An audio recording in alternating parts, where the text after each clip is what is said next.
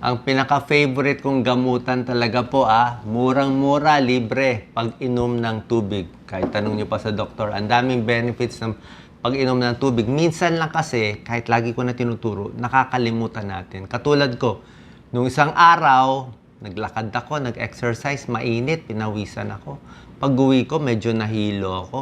So, anong gagawin? Anong gagawin, di ba? So, ininuman ko agad ng tubig. 2 baso, 3 basong tubig. After 30 minutes, okay na, nawala na yung hilo ko. Di ba? Minsan nakakalimutan natin, tubig, lunas sa maraming sakit. Sa heat exhaustion, sa pawis, tsaka pag kulang ka, pag dehydrated tayo, ang daming sakit. Dehydrated, yung tenga mo, pwedeng magkaroon ng vertigo, dehydrated, UTI, kidney infection, kulubot, ano pa ba? Ang daming sakit pag dehydrated ka. Sakit sa ulo, dehydration din. Kaya minsan nakakalimutan lang natin. So reminder to, kung ano man ang sakit ninyo, baka makatulong. Or wag nyo kakalimutan, bukod sa gamot nyo, dagdagan nyo ng tamang pag-inom ng tubig. Yan o, tingnan natin. Reduce headache. May mga sakit na ang ulo, dehydrated lang. Pinupulikat ang muscles, may pulikat sa paa. Minsan kulang din sa tubig. Hindi lang potassium, hindi lang calcium, kulang sa tubig. Yung mga joints, kailangan sapat na tubig din. Diba? Para maganda yung joints natin. Yung balat, para gumanda, hindi kumulubot. Para hindi rin tumaba. Pwede tayo uminom ng tubig, 1 baso, 2 basong tubig bago kumain para medyo busog. Ang tips ko, syempre, di ba, tubig. Hindi ko sinabi soft drinks, iced tea. Nakakataba po yun. Tubig ang pinakamaganda. So, ang daming benefit. Doc Lisa, clearer skin, mas hindi ka mapapagod. Baka pagpagod ka, baka kulang ka lang sa tubig eh. Diba? Yung mga bata, hindi makaaral, hindi ka makaisip, baka dehydrated ka lang. Kaya wag natin kakalimutan. Okay lang ihi ng ihi. Gusto natin malinaw ang kulay ng ihi mo. Yan, para sa muscle, sa dugo, sa joints. Tapos, actually, parang detox talaga ang tubig, di ba? Kung sa kidney para hindi magkaroon ng UTI. Ang daming benefits. Tingnan nyo katulad nito, dizziness, hilo. Isa sa gamutan ng hilo, inom rin ng tubig. Diba? Ito nga, nakalimutan ko eh. Pwede yan. Baka yan lang pala ang kulang nyo kung ginagawa nyo na yung mga iba.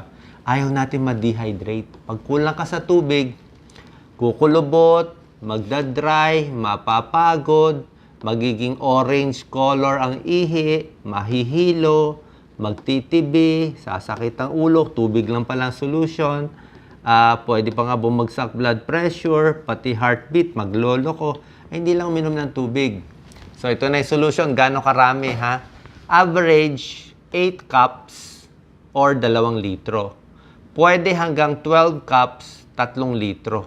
Yan ang gusto ko. 2 to 3 liters, 8 baso hanggang 12 baso on the average. Mas bata, pwede 6 cups lang. Mas nag-exercise, construction worker, pagod, pawis, pwede 3 litro. Hanggang 4 na litro pwede. Buntis, kailangan din 3 litro. So, ang average, 8 glasses hanggang 16. Para sa akin, maganda po yun. Lalo na sa Pilipinas, napakainit. Pinakamaraming iinumin para sa akin, 4 liters or 16 glasses. Huwag nyo na sosobrahan. Kasi pag sobra, masama. Pag kulang, masama. Parang halaman. Diba? Halaman, pag hindi mo diligan, patay talaga agad. Diba? Kukulubot eh. Parang tayo, diba? Pag halaman may tubig, kita mo maganda. Pero yung halaman, may limit din ng tubig. Pag nilunod mo yung halaman sa tubig, mamamatay din siya. So, ganun din yung tao. Kailangan natin mga 8 to 12 glasses ang pinakamaganda para tayong halaman. Tingnan nyo to. Pag kulang ang tubig, itong linya na to, kung ano pakiramdam mo. Pangit ang pakiramdam, mababa. Masarap ang pakiramdam, mataas. Pangit ang pakiramdam, mababa. So, paano tayo aabot dito sa masarap ang pakiramdam? Simple lang. Huwag kulang sa tubig. Pag kulang ka sa tubig, dehydrated, masama ang pakiramdam. Pag 8 to 12 glasses, dito tayo. 8 to 12 glasses of water a day, masarap ang pakiramdam. Pag sinobrahan mo sa 4 na litro, lampas 16 glasses, pwede ka ma-overload ng tubig. Babagsak ang sodium mo, hyponatremia, masama din.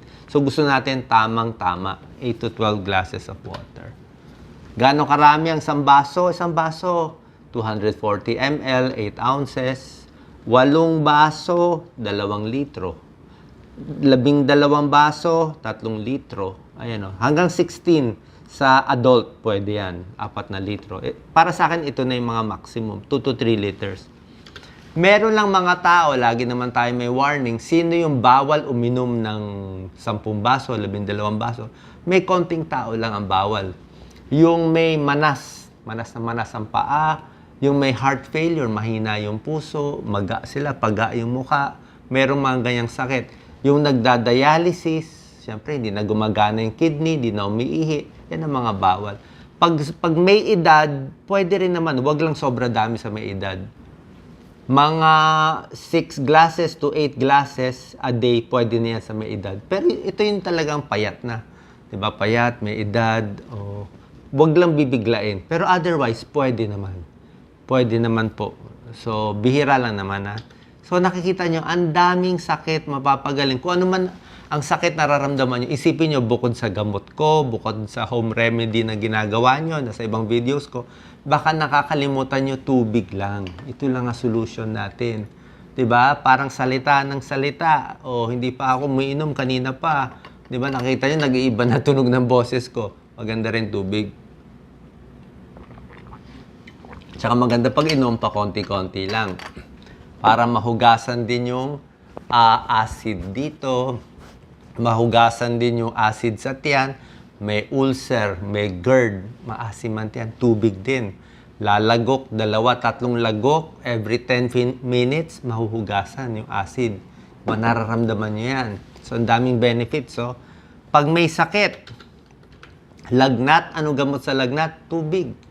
Pag uminom ka maraming tubig, tapos iniihi mo, bababa yung lagnat. Pwede ang tubig sa plema, pampalabnaw ng plema, sipon, sore throat, kasama to lahat.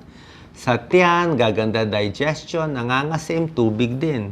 Warm water, mas gusto ko. Nagtitibi, matigas ang dumi. Bakit? Kulang sa tubig.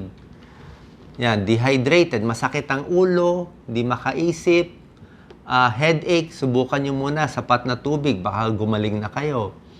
Sa balat, tiredness, overweight, minsan dinadaan sa tubig, walang calories yan, para medyo busog ka na, hindi ka mapaparami ng kain, 1 baso, 2 basong tubig bago kumain. Para sa circulation, may tulong yan. Warm water. Maganda sa UTI, di ba? Para hindi ka magka-infection sa ihi. Hindi masira kidneys natin. Na-stress, nervyos, ang dami pong benepisyo. So sana po nakatulong tong video para sa inyo.